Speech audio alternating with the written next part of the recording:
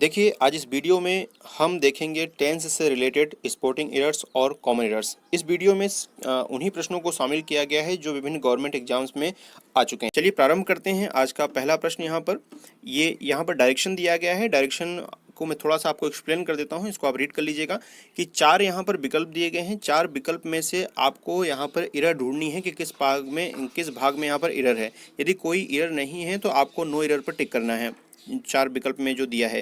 तो 4 विकल्प यहाँ देखें और आपको बताना है किस भाग में एरर है। तो देखिए, सबसे पहले याद रखिए कि यहाँ पे सभी आप रीड करेंगे तो यहाँ पर इफ़ और विल आप देख रहे हैं, कभी भी सेंटेंस में इफ़ वाले क्लॉज में कभी भी विल नहीं आता, ना ही सेल आता है। सर ये क्लॉज क्या होता है, ध्यान समझिएगा कि जब कोई एक सेंटेंस जो है, ऐसे 2 सेंटेंस लिखे और कॉमा से, देखिए यहाँ कॉमा लगा दिया गया है, कॉमा लिखने के बाद फिर दूसरा सेंटेंस उसके आगे, ठीक है। एक्चुअली ये पूरा एक ही सेंटेंस है और इसे अलग अलग 4 पार्ट में बांट दिया गया है। तो जो कॉमा से अलग किया हुआ जो एक भाग है तो उसे हम कहेंगे क्लॉज फर्स्ट, यानी एक क्लॉज वो हो गया, वो एक पूरा मिला के जो एक क्लॉज कहलाता है। तो यानी कभी भी इफ़ वाले क्लॉज में ना तो विल आएगा ना ही सेल आएगा, इस बात को आप याद रखिएगा। इसमें जब कभी भी भविष्य की 2 घटनाओं का जिक्र हो तो इफ से शुरू होने वाली जो क्रिया होती है वो सिंपल प्रेजेंट टेंस में होती है, या तो प्रेजेंट इंडेफिनिट कह सकते हैं हम, प्रेजेंट इंडेफिनिट टेंस में होती है।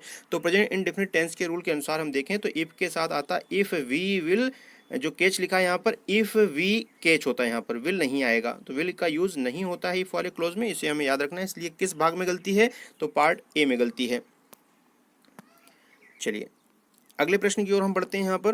यहाँ पे भी 4 विकल्प दिए गए हैं। अब यहाँ भी देखिए, आपके लिए बहुत आसान हो जाएगा ये क्वेश्चन कि कैसे हम आसानी से इसको लगा सकते हैं। देखिए, इफ़ वाले क्लॉज में कभी भी विल नहीं आता है, देखिए कॉमा से अलग किया गया है, यहाँ से ये पूरा एक क्लॉज है, ये पूरा ए और बी मिलाकर। तो कहने का मतलब यहाँ पर ये पूरा देखें आपको किस भाग में गलती है, तो इसमें जो गलती है वो पार्ट ए में है। क्यों गलती है, देखिए इफ़ वाले क्लॉज में कभी भी विल नहीं आता है, तो इफ़ के बाद यहाँ पर देखिए विल का प्रयोग किया गया है, इसलिए यहाँ पर ये गलत, यहाँ पर देखा जाए तो ये गलतियाँ जो हैं, छोटी छोटी ये गलतियाँ जो होती हैं, इसी से आपको एरर ढूंढना होता है।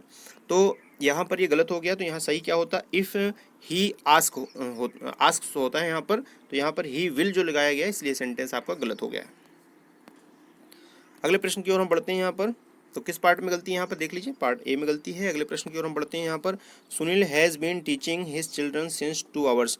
देखिए, कभी भी जो 2 आवर्स है उसके साथ सिंस का प्रयोग नहीं होता है, फोर का प्रयोग होता है। कभी भी यदि हम बात करें 4 घंटे, 2 घंटे, 3 घंटे, ऐसे जब कभी भी बात हो 2 आवर्स, 3 आवर्स, 4 आवर्स, तो यहाँ देखिए 4 का प्रयोग होता है, सिंस का प्रयोग नहीं होता है। इसलिए किस भाग में गलती है, सी वाले पार्ट में।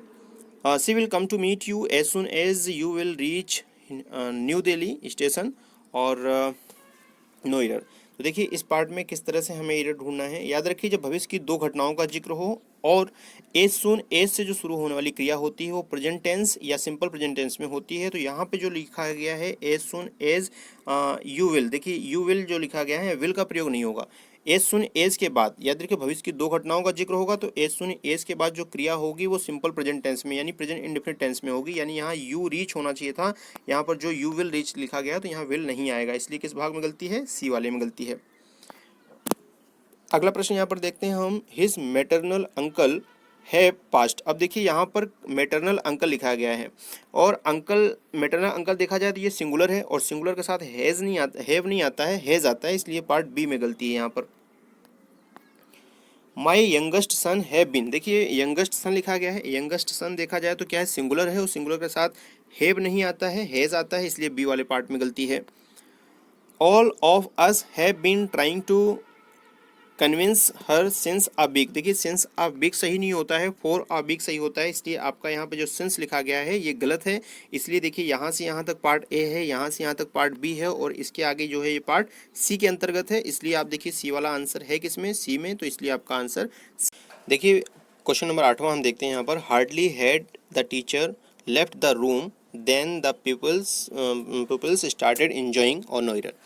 देखिए इस प्रश्न में याद रखिए, कभी भी हार्डली और स्केर्सली जो शब्द होता है इसके साथ कभी भी देन का प्रयोग नहीं होता है। जैसे यहाँ पर देखिए हार्डली वर्ड लिखा गया है, इसके आगे यहाँ पर देन का प्रयोग कर दिया है। हार्डली के साथ कभी भी देन का प्रयोग नहीं होता है। हार्डली या स्केर्सली के साथ देन का प्रयोग ना होकर यहाँ पर वेन या बिफोर का प्रयोग होता है। हार्डली या स्केर्सली के बाद वेन या बिफोर का प्रयोग होता है, देन का नहीं। इस बात को आप याद रखिएगा। तो यहाँ पर गलती किस पार्ट में है, तो देखिए सी वाले पार्ट में। यहाँ से यहाँ तक आपका ये पार्ट ए हो गया, यहाँ से यहाँ तक पार्ट बी हो गया, यहाँ ये वाला किस भाग में है, पार्ट सी में, इसलिए आपका आंसर सी वाला सही होगा। अगला प्रश्न हम यहाँ देखते हैं, he is one of the laziest person I has. देखिए आई के साथ कभी भी हैज़ का प्रयोग नहीं होता है, आई के साथ तो हैव आता है, इसलिए आपका किस भाग में गलती है, सी वाले में। देख लीजिए एक बार फिर से, यहाँ से यहाँ तक अगर हम देखें, आपका ये पार्ट ए है, ये पार्ट बी हो गया, और यहाँ ये देखा जाए ये पार्ट सी के अंतर्गत है। सी वाला है किस में, फोर्थ ऑप्शन में, यानी आपका आंसर फोर्थ सही है। देखिए यहाँ पर अगला प्रश्न दिया गया है, all good things comes to those. अब देखिए कभी भी अगर सब्जेक्ट के तुरंत बाद वर्ब आती है, तो अगर सब्जेक्ट प्लूरल है तो उसके साथ एस या ईएस का प्रयोग नहीं होता है प्रेजेंट इंडेफिनिट के रूल के अनुसार। ऑल गुड थिंग्स यहाँ पर देखा जाए तो ये प्लूरल है, ऑल गुड थिंग्स, और इसके साथ कम्स लगा गया है। अगर सब्जेक्ट प्लूरल होता है तो उसके साथ एस या ईएस का प्रयोग नहीं होता है, जबकि यहाँ पर देखिए कम्स में एस या ईएस का प्रयोग के अंतर्गत यहाँ रूल लगा दिया गया है, जो कि गलत है। ऑल गुड थिंग्स कम आना चाहिए था, यहाँ कम्स लगा दिया गया, इसलिए आपका ये वाले भाग में गलती है, बी वाले में। सिंगुलर के साथ एस या ईएस का प्रयोग होता है, जबकि प्लूरल सब्जेक्ट के साथ एस या ईएस का प्रयोग नहीं होता है प्रेजेंट इंडेफिनिट टेंस के रूल के अनुसार। अगले प्रश्न की ओर हम बढ़ते हैं, every day the sun rises in the east and sets in the west. देखिए यहाँ पर एवरी के साथ जो है, every day the sun, sun यहाँ पर देखा जाए सिंगुलर है, सिंगुलर के साथ एस या एस का प्रयोग हो सकता है, और the east in the east and sets in the west, यानी सेंटेंस पूरी तरह सही है, इसमें किसी प्रकार की गलती नहीं है, इसलिए हम यहाँ पर डी वाले ऑप्शन पर क्लिक करेंगे। अगला प्रश्न यहाँ पर देखते हैं, you have been watching TV since the last 5 hours. देखिए लास्ट 5 आवर्स लिखा गया है यहाँ पर, याद रखिएगा 5 आवर्स हो, 4 आवर्स हो, 3 आवर्स हो, the last 5 years, the 5 years, ऐसा कभी भी यूज़ हो तो यहाँ पर याद रखिएगा 4 का प्रयोग होता है, सिंस का प्रयोग नहीं होता है आवर्स के साथ, तो याद रखिए, इसलिए आपके पार्ट सी में यहाँ पर गलती है। My maternal uncle has been living in Delhi since 5 years, तो सिंस 5 ईयर्स नहीं होता है, 4-5 ईयर्स होता है, याद रखिएगा, तो इसलिए आपका पार्ट सी में गलती है। I am understanding everything that is being said, no error. देखिए एक चीज़ आप याद रखिएगा कि जो अंडरस्टैंड वर्ड है, तो ये अंडरस्टैंडिंग नहीं यूज़ करते हैं हम, आई एम अंडरस्टैंडिंग नहीं होता है, आई अंडरस्टैंड सही होता है। इसलिए कुछ वर्ड ऐसे होते हैं जिनको आईएनजी फॉर्म में यूज़ करने से हमें बचना चाहिए, तो आई एम अंडरस्टैंडिंग जो यूज़ किया गया कंटिन्यूअस टेंस में, इसको जो सही होता है वो होता है I understand. I am understanding जो है वो ग्रामेटिकली जो है वो गलत माना जाता है, इसलिए आपका यहाँ पर आई अंडरस्टैंड आना चाहिए था, लेकिन उन्होंने आई एम अंडरस्टैंडिंग यूज़ किया है, इसलिए पार्ट ए में गलती है।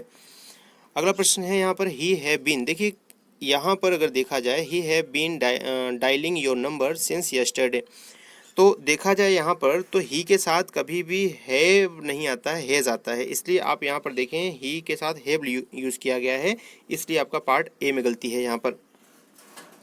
If she have work hard she would have, तो अब देखिए अब यहाँ पर सी के साथ फिर हैव यूज़ कर दिया गया है। देखिए इफ़ सी हैव, सी के साथ तो हैज़ आता है ना, तो यहाँ पर हैव यूज़ किया गया है, तो सी के साथ हैव होता है, हैज़ सॉरी हैव नहीं होता है, हैज़ का प्रयोग होता है सिंगुलर सब्जेक्ट के साथ। सी सिंगुलर सब्जेक्ट है, सिंगुलर के साथ हैज़ आना चाहिए था, जबकि यहाँ पर हैव लिखा गया है, इसलिए किस पार्ट में गलती है, पार्ट ए में गलती है।